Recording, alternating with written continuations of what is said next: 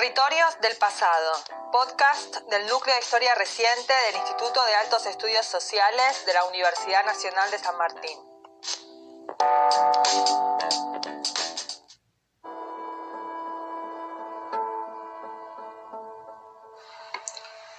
La censura a los medios de comunicación en Argentina durante el siglo XX encuentra sus primeros fundamentos normativos en la segunda mitad del siglo XIX. La Constitución de 1853 garantizaba la libertad de publicar las ideas por la prensa sin censura previa. En las décadas siguientes, las principales ciudades del país promulgaron normativas de alcance municipal que prohibían el ejercicio de lo que pudiera ofender la moral pública y las costumbres. Pretendían regular el orden público ejerciendo el denominado poder de policía, un concepto jurídico surgido en Europa a principios del siglo XVIII. De este modo, legitimaban las intervenciones discrecionales de los gobiernos locales, incluso si éstas fueran en contra de las garantías constitucionales vigentes. Así nació la censura moderna en Argentina. Durante el siglo XX la censura se complejizó al ritmo del surgimiento de la prensa de masas, la diversificación del mercado editorial y la creación y expansión del cine, la radio y la televisión. Políticos, militares, militantes católicos y hasta diplomáticos extranjeros desplegaron una trama de intereses y dispositivos destinados a influir en lo que las personas podían o no leer, escuchar, ver. Este capítulo reconstruye los fundamentos, actores y organismos oficiales de la censura en Argentina. ¿Qué buscaban estos grupos de censores?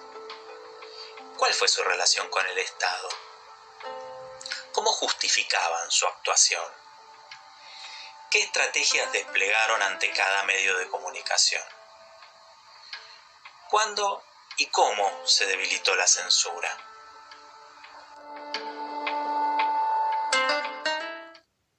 Mi nombre es Fernando Ramírez Llorens. Soy doctor en Ciencias Sociales, becario postdoctoral en el Instituto de Altos Estudios Sociales de la Universidad Nacional de San Martín y docente de Historia Argentina e Historia de los Medios en la Universidad de Buenos Aires.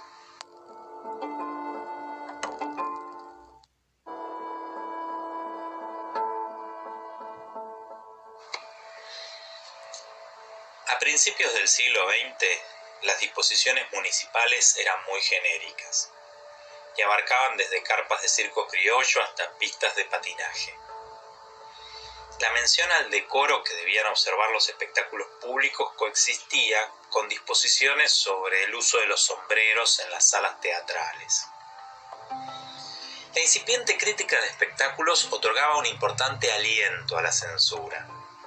Los populares vespertinos Crítica o La Razón solían advertir sobre espectáculos teatrales y cinematográficos indecorosos, señalados como inapropiados para niños y aún más para damas. Un paso adelante en esta dirección lo dio el diario de orientación católica El Pueblo. Hacia fines de la década de 1920, cuando el cine ya superaba al teatro en popularidad, este periódico comenzó a publicar una columna regular de cine. Desde sus páginas se exigía al intendente que implementase un mecanismo de censura mucho más restrictivo.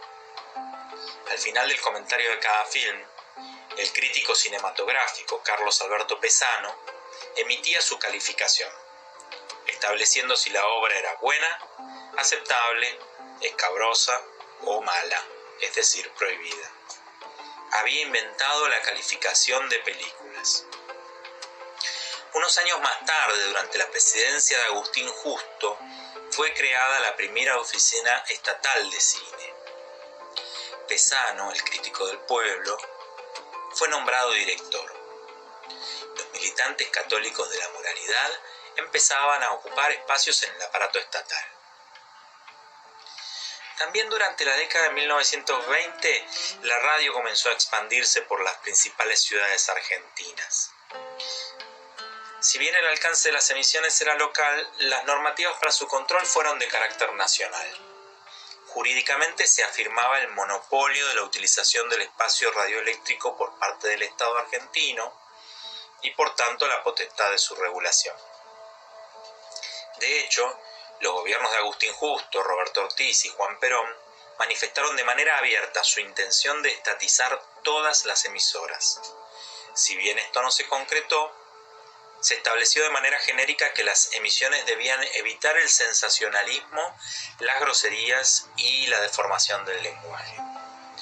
Al igual que había sucedido con la crítica cinematográfica, la radio sirvió de tribuna para multiplicar los pedidos de censura.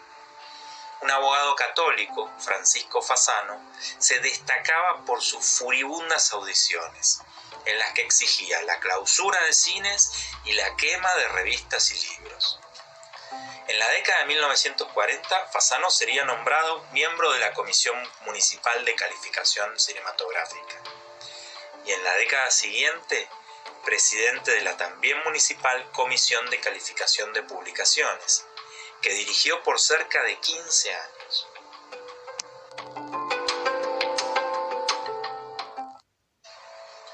Durante la Segunda Guerra Mundial, la Municipalidad de Buenos Aires fue muy activa en el ejercicio del poder de policía, a partir de la prohibición de películas que abordaran el conflicto de modo informativo o a través de la ficción. La lógica de evitar roces con naciones amigas continuó luego de la guerra. Por caso, la película Roma Ciudad Abierta, que contaba con un importante apoyo católico, porque presentaba una imagen muy favorable del rol de la Iglesia frente al nazismo, tuvo importantes dificultades para estrenarse. Entre 1947 y 1954, la embajada italiana protestó y logró que el film se levantara de cartel en 3 oportunidades. En las décadas siguientes fueron numerosas las censuras de películas por reclamos diplomáticos. Luego del triunfo de Perón en 1946, las emisoras radiales fueron adquiridas por parte de particulares vinculados al gobierno, aunque formalmente no fueron estatizadas. Por su parte, la producción cinematográfica quedó encerrada en un laberinto económico.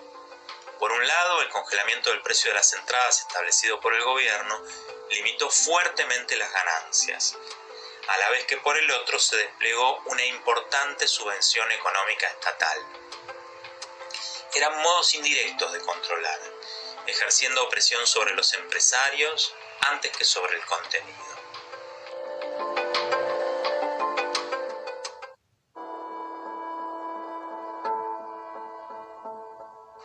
Desde 1951, y al margen de cualquier justificación jurídica, se monopolizó la calificación de películas en un único organismo de nivel nacional, que además dejaba de lado a los calificadores católicos.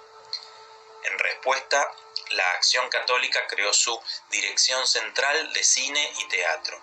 Un conjunto de matrimonios se alternaban para concurrir a todas las funciones y calificar las películas. Al frente del organismo fue designado uno de los dirigentes del laicado católico más importantes de la época, el abogado Ramiro de la Fuente. En 1957 se sancionó una nueva ley de cine que garantizaba a la cinematografía los derechos constitucionales de libertad de expresión reconocidos a la prensa hacía ya un siglo. A partir de entonces, la función de calificación moral quedaba restringida a establecer si las películas eran o no aptas para menores. La reacción no tardó en llegar. Al año siguiente, De la Fuente consiguió ser designado miembro de la Comisión Estatal. En poco tiempo logró que las diversas asociaciones del laicado sumaran miembros y así los calificadores de la Acción Católica ingresaron al organismo estatal logrando mayoría. La influencia católica era mayor que en décadas anteriores, porque ahora la Oficina de Control Cinematográfico era de alcance nacional. En 1961 De la Fuente comenzó a dirigir la Comisión Estatal. 2 años más tarde se aprobaría la realización de cortes en las películas. En 1968 una nueva ley permitía prohibir películas por completo. De la Fuente sobrevivió en su cargo 7 presidencias, desde Arturo Frondizi a Héctor Cámpora. En una época de gran inestabilidad política, Su trayectoria, como la de Fasano y otros censores de la época, se cuenta en décadas.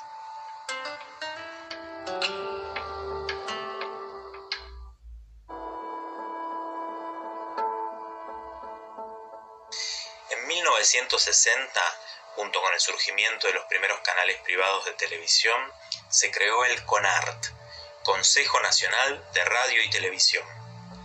Para entonces, de las 55 emisoras radiales que existían en todo el país, solo quedaban 17 en manos privadas.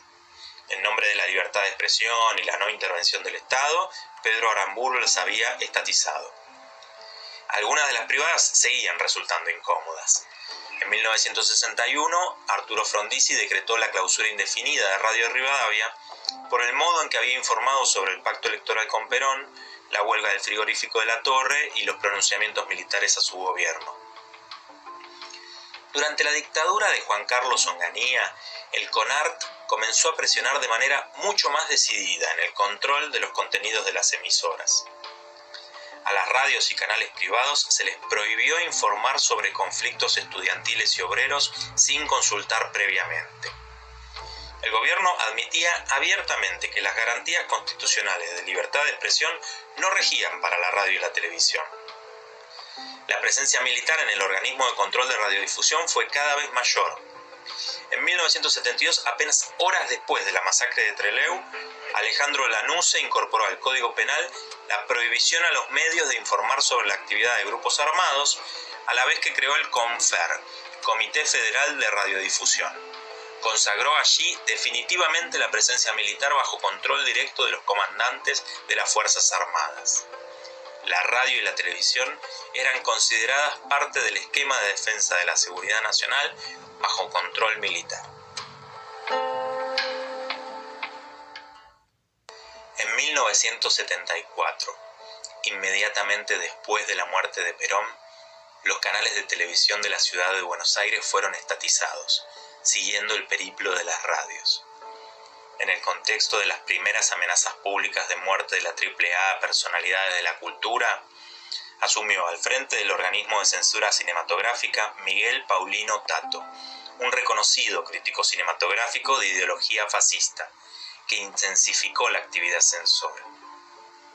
En definitiva, para cuando se produjo el golpe de Estado de 1976, la estructura de la censura ya estaba completamente delineada y legalizada. Hasta ese momento, las posturas de rechazo eran acompañadas por lo general de la aceptación de que algún tipo de control era necesario. Se cuestionaba más a los censores por disentir con sus criterios que a la censura en sí misma.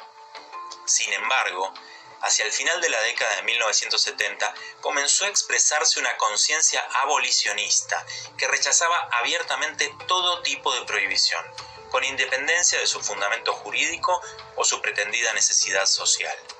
Se desarrolló una verdadera militancia en contra de la censura, que involucró actores, directores y críticos. Se organizaron conferencias y publicaciones, y en definitiva se desplegó un debate público que disputó con el que hacía décadas promovían los defensores de la censura.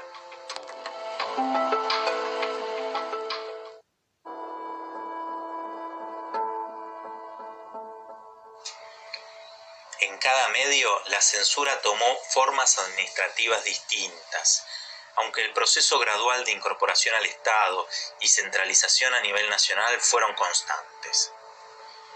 En sus inicios, la censura se asoció a la defensa del orden doméstico. Los católicos la reorientaron hacia la defensa de la moral y los militares la asociaron a la defensa contra el enemigo interno. En muchos casos estas perspectivas coexistieron, confluyeron y colaboraron, haciendo de la censura un entramado denso. Hacia mediados del siglo XX la censura se apoyó cada vez menos en argumentos jurídicos. En parte esto se debió a que la propia vigencia del Estado de Derecho resultó cada vez más desafiada.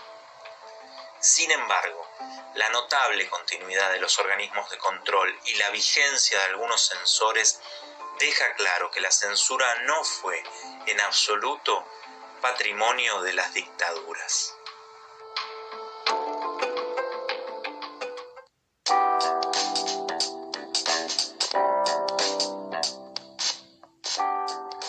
Esto fue Territorios del Pasado. Si querés comunicarte con nosotros, podés escribirnos a nucleohistoriareciente@gmail.com o buscarnos en las redes. En Twitter somos @nucleoidaes y en Facebook Núcleo de Historia Reciente Idaes UNSAM.